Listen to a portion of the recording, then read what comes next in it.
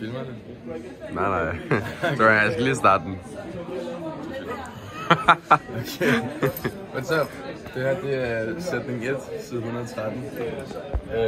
Og der har vi simpelthen, at vi antager f differentiable i det der a, b, og så gælder.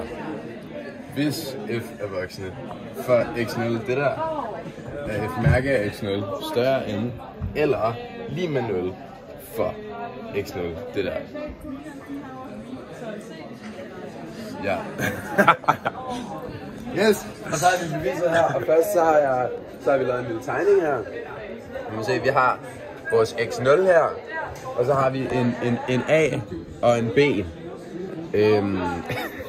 Ja, cool, og vi har tegnet grafen her, og hvor at A og B, de ligesom er x-koordinaterne for der, hvor der er toppunkt i denne her. Og så har vi skrevet, vi har vores differentialkvotienten her, hvor vi så har skrevet x0 plus h og x0 plus minus h, kan man sige.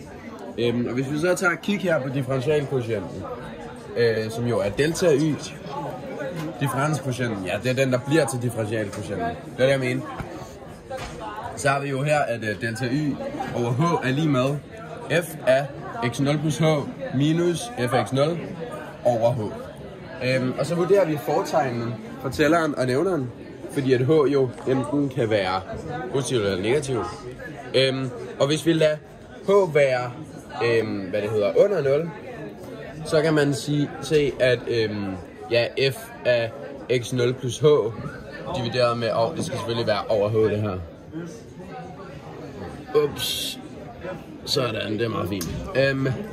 Så bliver det til minus jo, og så det her minus det her bliver jo til minus divideret med minus, fordi at h selvfølgelig er minus, som så bliver til plus, så den er altså voksne.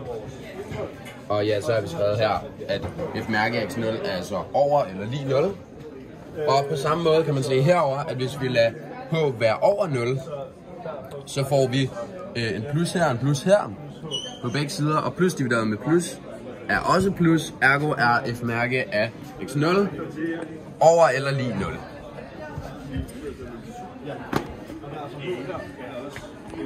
Ja. Kan du stoppe med at filme?